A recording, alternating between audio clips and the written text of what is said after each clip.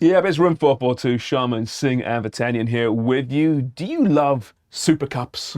We love a good old-fashioned Super Cup, which mean absolutely nothing, but they're played in really exotic locations like Riyadh and Saudi Arabia. Well, today we had a huge one, a massive one. Yes, the Italian Supercoppa, and there you have it, Inter Milan 3-0 over AC Milan.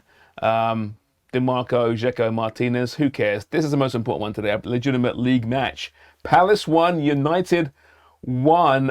It was 1-0 United late, very late in fact, when Michael Olise with a free kick earned the points for Palace.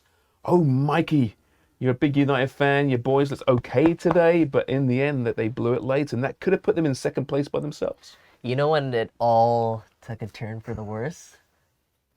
When Wout Weghorst came off the pitch. Casemiro picked up that yellow, which means he'll be missing Sunday's crucial game against Arsenal.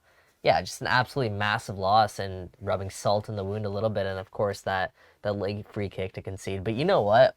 I'm feeling a little gutted right now. I was just saying, like, this is a good feeling. Like, man, you are playing important matches now. I don't want to say down the stretch because there's still a lot of football to go, but at this point of the season, that part's at least pretty exciting. Important matches in January. But I know what you're saying there. Bruno Fernandes, by the way, was superb once again, though. But it was the debut for Val Weghorst, your Val Weghorst. Yes. The most interesting man in world football, according to you. Out of your lips, that's what you said once upon a time. How did he make his debut for United up top? I thought he had a good, 60 minutes he was out there? I thought he made his presence felt. Good hold-up play. And defensively, he really did his job, as you expect him to do, especially on set pieces. And I think they really missed him near the end of the game. I was saying to Mikey, they should keep him in. He's a great outball, right? When you're under pressure. Because in the first half, it was attack, attack, attack from United. Second half, they kind of sat back a bit, stayed organized, and try to, win the game out 1-0, which that's never the right thing to do, as we saw from Michael Olise's free kick, which deserves a bit more credit, right? United against Arsenal, yeah, it should. It was a great strike. It was, and Palace, who have lost 4 of the last 5 games. Yeah. One of those teams, kind of stuck in that just lower mid-table kind of position. It was a big win big point for Patrick Vieira's side. Should mention quickly, Sir Jim Ratcliffe, Britain's richest man, is saying he's very interested in buying Manchester United. He's worth about 9 billion, which is not bad, fair bit of money, but not the trillions that City and PSG are reportedly worth. As a United fan, Sir Jim Ratcliffe, can he be the solution to all the ails the Glazer-led United? Yeah, well, money's never been the issue with Manchester United, right? They've been willing to spend and spend and spend. It's just about spending money on the right players. So yeah, can he be the solution? I think absolutely. And now you just have to figure out how to manage financial fair play and really balance that act. And I think, yeah, it'll be all right. Well, top 4 should be okay for United, but look at the table right now, as you see it right now. Tied with Man City, of course, played 1 less game than United. Arsenal, Red Devils go this weekend. That's a huge match. If they win that one, then suddenly they're in the title conversation as well. But it's a really fascinating race there. On the other end of the table right now, there's Palace on 23 points from 19 games, sitting in 12th spot. But look at those bottom 3, West Ham, Everton and Southampton. But the midweek action continues on Thursday. Another big game for you. They lost their respective derbies on the weekend, and now Tottenham and Manchester City face a make-or-break run of fixtures as both sides seek to get their league campaigns back on track. For City, that means clawing back Arsenal's 8-point lead at the top of the table. And for Spurs, they remain in a tough race to catch Manchester United and those valuable Champions League places. But the two sides face stiff opposition for those much-needed points. City and Tottenham will go head-to-head twice in the league over the next few weeks. And Pep Guardiola's side will also face Arsenal in the Premiership and the FA Cup. Both sides have only 1 win in their last 3 Premier League games and a 0 goal differential over the 3-match period. Having started 2 of those games and coming off the bench for the other, Erling Haaland has failed to register a single shot on target in the last 215 minutes. And Tottenham's leaky defence has conceded 2 or more goals in each of their last 7 league outings. Both managers have been outspoken in the media, with Pep Guardiola claiming he doesn't care about winning the Carabao Cup or even the league, and Antonio Conte bemoaning a lack of public support from senior management within the club. Rumours are also swirling that Daniel Levy could be lining up Thomas Tuchel as a possible replacement, with Conte's contract expiring in the summer and the Italian clearly unhappy in North London. So, with both teams suffering a mid-season wobble, which side has the best chance of closing up their respective 8-point gaps in the league? Can Man City find their scoring boots again against a Spurs defence that has been struggling all season? Will Pep Guardiola be forced to leave superstar striker Erling Haaland on the bench? Will Harry Kane show City what they're missing, as he did with 2 goals in the last fixture last season? And should City lose on Thursday, is their title pursuit well and truly over? All right, so once again, Spurs in the headlines. Antonio Conte's future in the headlines. It's been in the headlines now ever since he arrived at the new White Hart Lane. Albert, what is his future? Is he leaving? Because I'm getting really bored of this right now. Yeah, I am too. But thank you for calling it New White Hart Lane. I love that.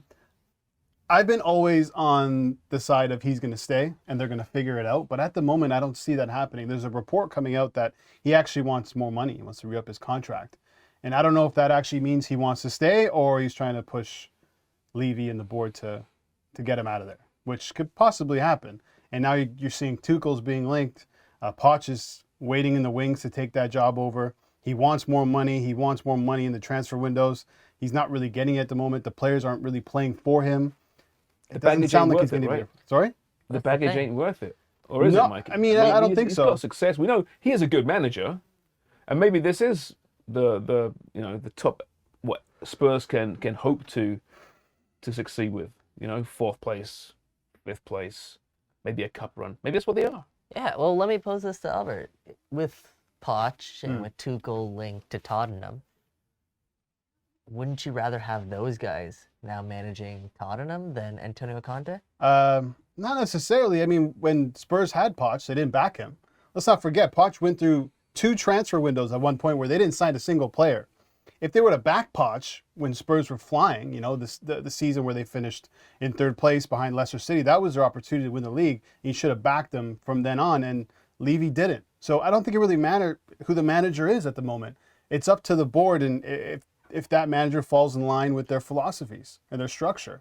It seems like whoever the manager is at this point, it's same result right now in same place Tottenham is finding themselves in. So maybe the problem isn't the manager. What's really missing that Poch had and why people loved him so much is he bridged the gap between the fans and the club and the players. Yes. Yeah. And that's not happening right now at Spurs. No, because Spurs fans, for some reason, demand a certain style of football. Right. Poch delivered it.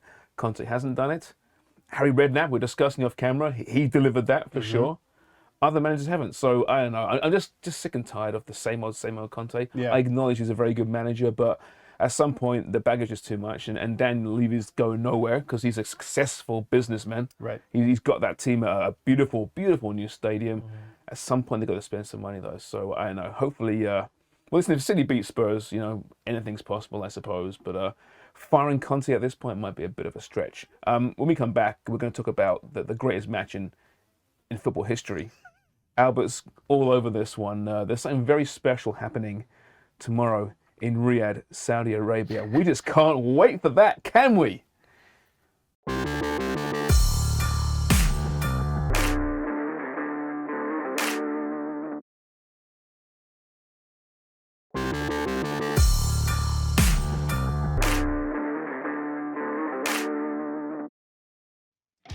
Have you ever wondered who the greatest footballer of all time was? Well, wonder no more. This Thursday. If there was ever a match to determine who the true GOAT is, it's Messi.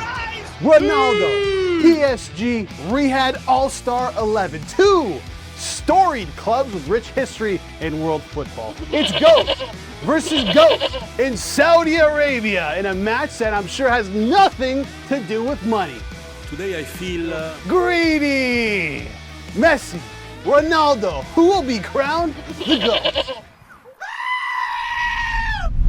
I gotta say, of all the ridiculous things we've done on this show over the last year or so, that is the most ridiculous thing I've ever seen in Room 442. That was ridiculous. It was great though. I did enjoy it. I'm not sure how sarcasm translates over the airwaves sometimes, but presumably you were being a little bit sarcastic there, right? GOAT v GOAT. This is the one. This is the match. This is the one, man.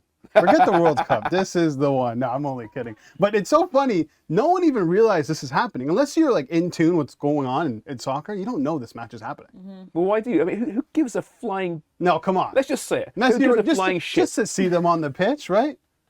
You don't care? No, you're I gonna don't watch it, care. but you're gonna watch it. I What don't- No, he's not going to. I'm not already going to asked watch it. him. do you mean? You're gonna watch it with us? No, I'm not. Any excuse to avoid you people. Oh, wow. No, honestly, Ronaldo's playing for 45 minutes, so he's fresh for Sunday's debut with Oh, yeah. Al-Nassr. This is ridiculous. It's a money Right? grab. Of course it is. Yeah. Yeah, complete money grab. Now, is there some? I guess it's like watching a train crash. Maybe I want to watch this. In that regard, like Yeah. just how ridiculous can it be? Will it be? I mean, listen, Sarah. The debate's done, right? Messi Yeah. v Ronaldo. Yeah. That ended a month ago. Actually, today Yeah. on December 18th, didn't it? Yeah. 1 month ago today. Did it though? Oh, it did. For me, it was never a debate, but that solidified it for all the in-betweeners. But I think maybe people will watch this for that sense of nostalgia, because it might be the last time you see Messi and Ronaldo on the same pitch. Does it hold any weight? Nope. Is it all for money? Sure is. But I think people might just watch it for that sense of being like, this could be the last time we see them on the same pitch. I want to see how they interact with each other. If there's anything there, Oh, there'll be a hug. You think so? For sure there'll be A a hug, hug. yeah, for the cameras. Yeah, Yeah, for sure. I mean, you got the face of Qatar and Messi and the face of Saudi Arabia coming together, right? Yeah, it's nice. a very important moment. It's very pure, isn't Yeah, it? oh, That's all absolutely. things football should be, really. Do you think Infantino's going to be there? Yes. Are you kidding me? Of course he will be there. Will there be He's a gonna shot? bring the Is ball there going to out. be a shot of him? That'll be part Like of the this, contract. not You on must his get phone. the FIFA press Not on his. on Yeah. camera. 100% he'll be there. I mean, this is like saying, oh, I saw El Clasico in New York, right? No, you didn't. You saw Real play Yeah, it Barca doesn't- it in doesn't New York. count. It's not a Clasico. It doesn't count. Yeah. This counted when they last played in the Champions League, right? Or they last played in La Liga. That's I think when it was counted. the Champions League, Juventus, Barca. Juve, okay, Yeah, yeah. okay. So that counted for me. It is the worst debate in football, isn't it? Don't you think? I mean, Yeah. we can put to bed now. Messi v Ronaldo. It's the laziest narrative. It's the most boring debate. I mean, I was sick with it years ago. So you say you can put it to bed now, but there's tons and tons of Ronaldo fans who still believe Well, they're wrong. Ronaldo. They're wrong. this debate will never wrong. go away They're wrong. because it's not just them, right? Pele, Maradona. That Yeah, one's but ongoing they're now. boring debates too. I mean, there's some bad ones, right? I mean, the old football versus soccer debate. Yeah, It's not soccer. It's football. it's football. It's not football. I don't care about that either. Yeah. Do you care about that? Yeah, no. It's as long as you know about the sport. If you're talking about it, I'm not really gonna pay attention to whether you call it soccer. But what do you think? I don't care. I called it soccer Yeah. growing up in England. Right. Comes from association football, the association part, the sock part in there. That's where the name comes from. You do still use it overseas. Now, obviously, use it more here in North America. But who cares? But These casual arguments. I don't know, but casual conversations at a pub in England, would soccer be thrown out there? Yeah, I think it would be. But generally speaking, you do call it football. Yeah. But there's been TV soccer shows called soccer shows on BBC, on ITV. Yeah. World Just Soccer semantics. Magazine. Yeah, exactly. Yeah. I always felt weird about saying football for years because I'm like, I feel like I'm supposed to say soccer. It doesn't sound right. But even with your parents, like I grew up. Yeah, saying but now I say My football, dad yeah. never would have said soccer. Right. But that's interesting. Yeah, I always felt weird saying it. What about this one? Can he do it on a rainy day or a rainy night in That's Stoke? my favorite one, It's a great one, isn't which it? was actually said by Andy Gray Yeah, in 2010, and he meant it. And basically, essentially, it means any great performance by a player Yeah. playing in a lovely climate for a big club. Can he do the same kind of job in Stoke, which is a pretty rainy place? Yeah. Stoke. I quite enjoyed that one though. But for years, I wanted to see it. How would that happen? Like Stoke What? against Barcelona, or right? Well, mean, basically, Messi's Ronaldo did do it. gone, Ronaldo, He yes. played There's Stoke different twice. things, Yes, he's though. done it. He's not gone to Stoke and play on a rainy night, but he's gone to La Paz up in the altitude of 4 million and played, Yeah, which is that's fair really tough. So different. Yeah, but did he have Ryan Shawcross coming in for a heavy duty I tackle? can't say that he I don't think had. so. Ronaldo played them twice, and the first time he scored 2 goals. Yeah. So clearly, Ronaldo can do it. The I'm best can pretty do sure it Messi on can any as well. pitch. There's an amazing training video of Maradona training in the mud. If you've probably Yeah, seen it, yeah, right? yeah. Like, come on. Yeah. Listen, football nowadays is nothing like it was in the 80s and 70s, Those where you pitches were played in these ridiculous. quagmires, Yeah. right? And there were like 11 Ryan Shawcrosses trying to break legs. Yeah. How do you Different think Vinnie football. Jones would do in today's football? Not as well as when he played for Wimbledon back in the 80s with the Crazy Gang, Breaking when the legs. pitches were just like minefields out there. Yeah, I know. and actually more dangerous with Vinnie Jones out there than a minefield, I think. But that's one of my favorite cliches, though, for sure. Can he do it on a rainy night in Stoke? Ronaldo, Messi, yes, you can. All right, time for a break. We come back. Mikey's gonna join us because it's your favorite segment of the week. Too bad you're not involved. Red card, yellow card. We can't wait.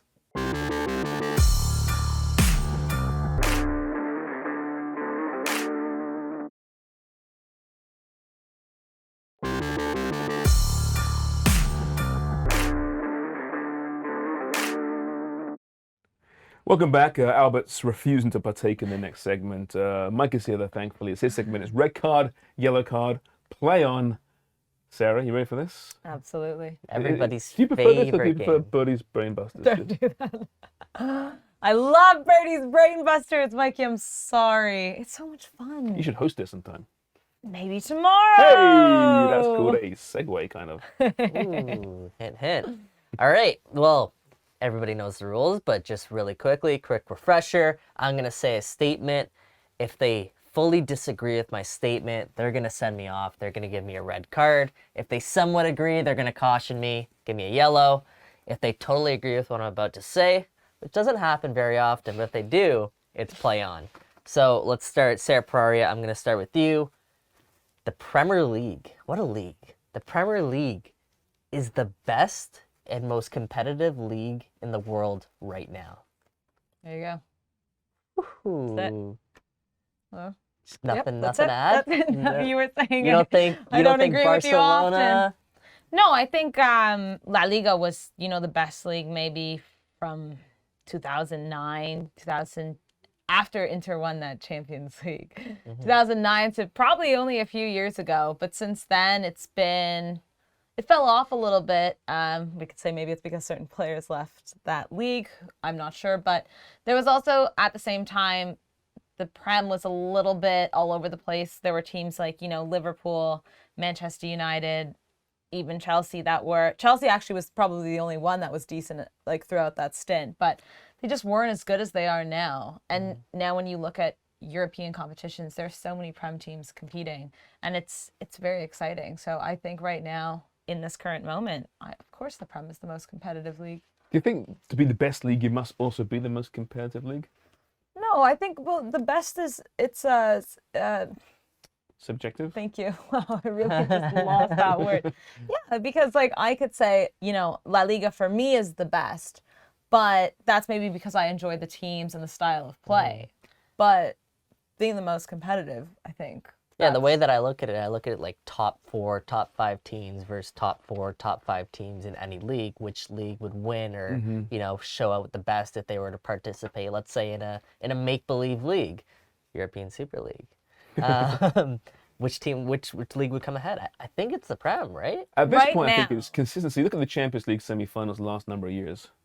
Right, it's been, I think, mainly Premier League teams have dominated compared to other teams. But you're right. Around 2010, it was Spain. Back in the 90s, it was the Italian Serie A. Yeah. Right, and the 80s too, right? I don't know if that's a great argument because who's been winning the Champions League still? Yeah, true. What about having a tournament with all the worst teams? Throw them into like some garbage bin, like a draw. Yeah, we actually have a garbage that. bin. The European Conference League. Yeah, well, no, but I'm talking like the relegation team. That'd be more interesting. Conference League maybe. disrespect. Come on. It's that I keep Liverpool saying could it's be in growing on me, the Conference Conference League. League. Yeah, it better be. That was in the Speaking of Liverpool, James, Okay. Wout Weghorst, the new Manchester United signing, Yeah. he's gonna score more goals than Cody Gakpo this season Oh, that's a good in all one. competitions. I'm going to put a yellow card there, right? You can see you it. know what, the Weghorst, I know Albert's not here, right? But the Weghorst signing is interesting, right? He does average about a goal every 2 games in his career. Now, we remember him for Burnley, us, Anglo-centric fans here. But he's much better than we saw there. We saw him at the World Cup. He was very, very good. Gakpo is still quite raw. He's a work in progress. So I think it's going to be probably Weghorst, but I'm not entirely sure. So I'll put the yellow card there. Gakpo hasn't got off to a great start hasn't, no, at no. Liverpool so far. So we got to find a way, or Liverpool's got to find a way to bring him more into the game, get him more involved. I'm not sure if he's had a really good goal-scoring opportunity in the 2 matches that that he started yet. But it takes time, right? Yeah, It that's does fair. take time. I mean, he's just arrived to a new country. The old cliches, it's hard to adjust to a new club, let alone a new country. So let's give him a bit of time here. Okay. Sarah, this one's for you. Yeah. The rumors just never go away, but he's more settled into the squad right now. But I'm still going to say that Frankie de Jong will be a Manchester United player next summer. Get out of here, Red Mikey card. Singh. Not anymore. In the summer, we heard the rumors of Frankie going to Manchester United from Yeah. Barca. He seemed unhappy. There was a lot going on. Since this season has started, though, Frankie has really taken such a prominent role in this Barca team, especially because we know Boosie is kind of going out the door there, and that is the exact replacement. He has he has his place there, but he also carries a bunch of leadership with that team. And with these young guys, Pedri and Gavi, it's magic. I don't think Frankie is going anywhere right now, regardless of what happens with Barca, because he's really cemented his role there. And I think Xavi also has a ton of faith in that guy. Yeah, I just can't get over how Keep dreaming. poorly Barcelona treated Frankie de Jong. They threatened him. They His do. agents. They They- do with so They many said of their there could be a players. criminal investigation. Yeah. He forces it. Because he didn't want to take a pay cut. Yeah. But I It all came honestly down to think that. Xavi played a big role in that because that was all upstairs, right? We've seen it happen with so many Barcelona Mm-hmm. players. But Xavi was like, you know what? We're going to play you. You're going to get that time. You're going to get the role. And it's worked out really well. Yeah, it has. It has. Now, shifting things over a little bit, still on Manchester United here, James. Jadon Sancho reports now are that he's returned to training. If you can recall, Eric Ten Hag sort of, in a way, banished him a little bit in terms of trying to recoup his fitness, get him on a strength and conditioning program. They want to see more out of Jadon Sancho, essentially. So he's back in training. He's apparently set to make his return very soon. So I'm going to say that Jadon Sancho will not be a Premier League flop. 85 million euros Manchester United bought him for from Borussia Dortmund. Yeah, I agree. I think I remember the Dortmund Sancho. He was brilliant, outstanding. I'd say that, oh yeah, it's a new club in a new country, but it's not because he's actually English, Yeah. of course. But he enters an Old Trafford now, a very different Old Trafford. Hasn't got this big looming presence there. This bully in the room, perhaps, right? So it's a brand new, liberated dressing room at United, and I think it's going to fit in just fine there. Listen, 85 million was so much money. That's a lot of pressure on anyone, especially a young player, going back home, back to England. There's more to this story than we know. A lot more to it. A kid like that doesn't just disappear for 2 months because of fitness issues. There's more to it. You wonder about, is it a mental issue? I don't know. But I bank a player who was just, at his best, he bossed the Bundesliga. So yeah, he'll be just fine. And he started preseason very well, beginning of the season. I think at this point he has 3 goals in 14 appearances. He's not paid necessarily to score goals. No. But he does have that in him, and he's still very young, too. People forget, right? Well, Mikey, I enjoyed that red card, yellow card. Over there, you can't see it on the camera, but Albert's over there, and he's looking like green with envy for missing out on this segment. So maybe we'll bring him back next week for red card, yellow card. We're out of time. Fun show today. I still can't get over Albert's nonsense in that second box, by the way. I mean, what?